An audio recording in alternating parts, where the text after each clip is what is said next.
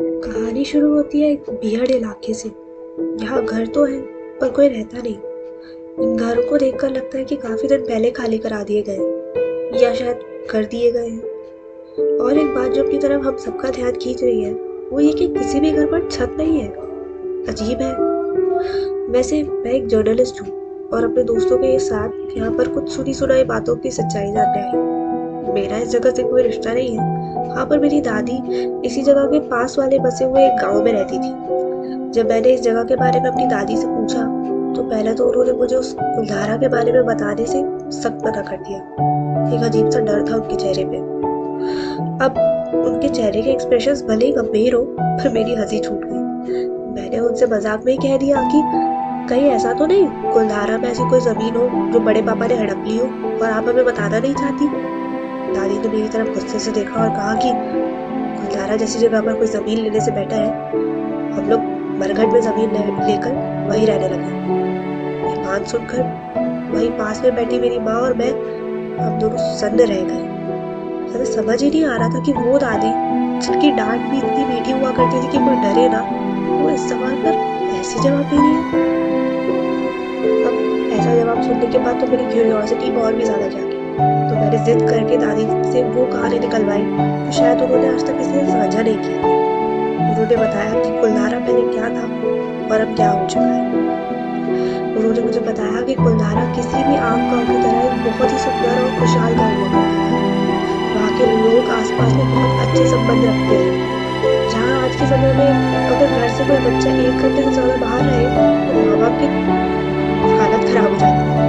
वहीं वहाँ के बच्चे तो पर अपने दोस्तों के ही घर पर खाया और खेला करते थे। कई बार तो वहीं सो जाया करते थे। इतने अच्छे संबंध थे लोगों के एक दूसरे से। वहाँ की परिवार की सीमाएं सिर्फ घर तक नहीं थी।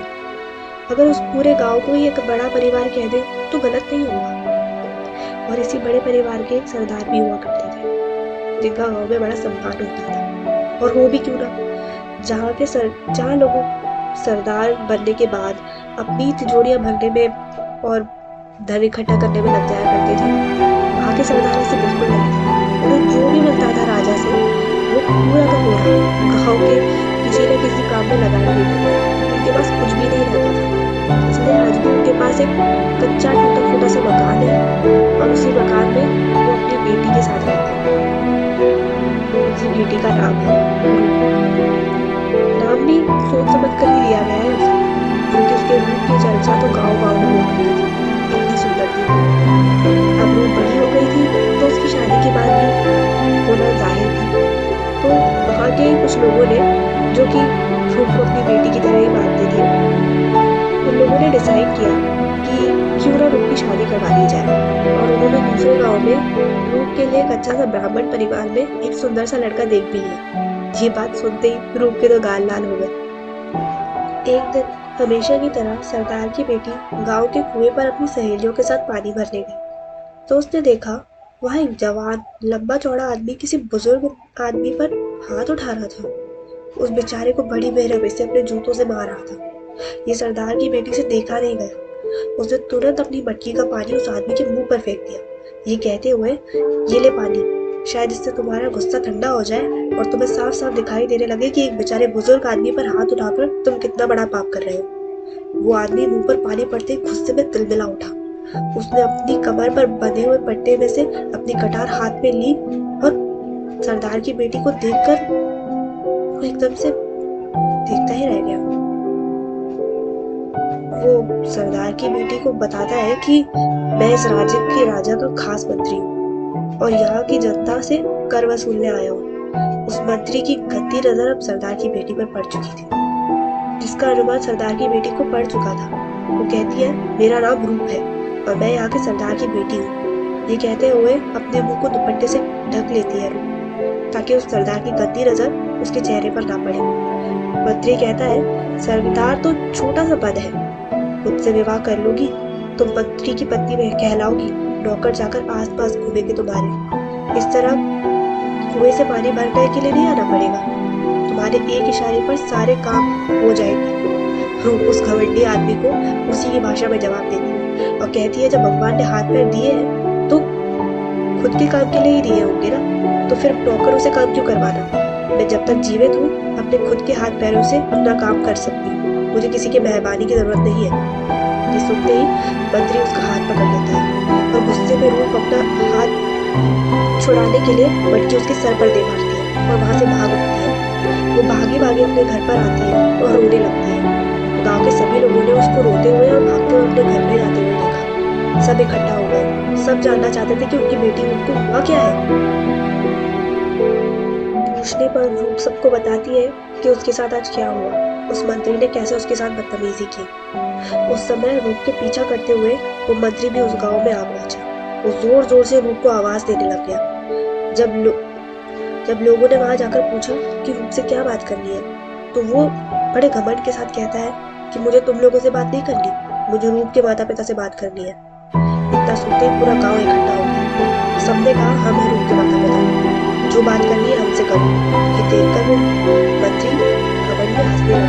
कहता है रूप को कल मेरे हवाले कर देना, नहीं तो कल सुबह का सूरज तुम लोग देख नहीं पाओगे, सबकी गर्दनें काट दूंगा मैं। ये कहकर वो घमंडी मंत्री वहां से चला गया। सभी लोग इकट्ठा होते हैं और कहते हैं कि कुछ भी हो जाए हम उस घमंडी इंसान को, उस क्रूर इंसान को अपनी बेटी नहीं सौंप सकते, वो उसकी जिंदगी बर्बाद कर देगा। सरदार कहते हैं उस मंत्री ने धमकी दी है कि कल वो हम सबको मार देगा। अगर मेरी बेटी की वजह से गांव के किसी भी इंसान को चोट पहुंचे तो शायद मैं कभी खुद को माफ नहीं कर पाऊंगा। सभी गांव वाले सरदार से कहते हैं कि रूप हमारी बेटी है और ये परेशानी भी रूप की वजह से नहीं आई है, उस मंत्री की गंदी नजर की वजह से आई है। उसने हमें धमकी दी है ना कि कल तक वो हमें मार देगा। एक काम करते हैं, आज रातों रात ही इस गांव को खाली कर देते हैं। ना तो इस गांव में आज कोई रहेगा और ना ही कल हम में से किसी को अपनी जान गंवानी पड़ेगी, और ना ही हमें हमारी बेटी को किसी ऐसे क्रूर इंसान के हवाले करना पड़ेगा। सब इस बात से सहमत होते हैं और एक एक करके लोग गांव खाली करना शुरू कर देते हैं।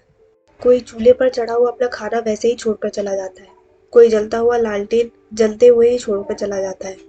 जिसके हाथ में जो लगा वो काम का सामान लेकर सब दूसरी गांव की तरफ रवाना हो जाते हैं। रातों रात कुलधारा एक हंसते खेलते गांव से एक सुनसान गांव में तब्दील हो जाता है। जाते जाते गांव के बूढ़े बुजुर्ग उस गांव को श्राप देते हैं कि ये गांव जिससे हमारी छत छीन ली गई, उस पर आज के बाद कोई भी अपनी छत नहीं डाल पाएगा। ना तो ये गांव आज के बाद कभी खुशहाल रह पाएगा जहाँ से हम लोग रोते रोते जा रहे हैं। ऐसा श्राप देकर वहां से सब लोग वहां से चले जाते हैं। ये बात बताते बताते मेरी दादी रो पड़ती है। जब मैंने उनसे पूछा कि रूप का क्या हुआ, तो उन्होंने बताया कि रूप ने अपने आप को इस सब बातों का जिम्मेदार मान लिया।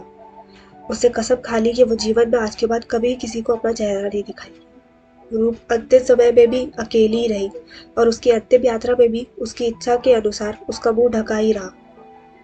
उसने कभी शादी नहीं की क्योंकि वो हमेशा यही सोचती थी कि उसकी वजह से उसका गांव खाली हुआ है। पर गांव के सभी लोगों ने अपनी जी जान लगा ली उसे ये समझाने में कि गलती कभी उसकी थी ही नहीं। पर रूप भी थी तो सरदार की बेटी, उसने जो सही समझा वही किया। पर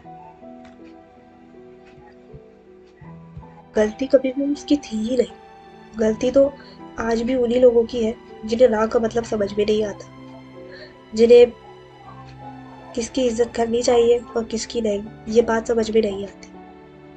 काश अगर उस मंत्री को ये समझ में आ जाता कि रूप जैसी स्त्री कभी उसकी हो ही नहीं सकती, तो शायद कुलधारा भी आज आम गांव की तरह एक खुशहाल गांव होता।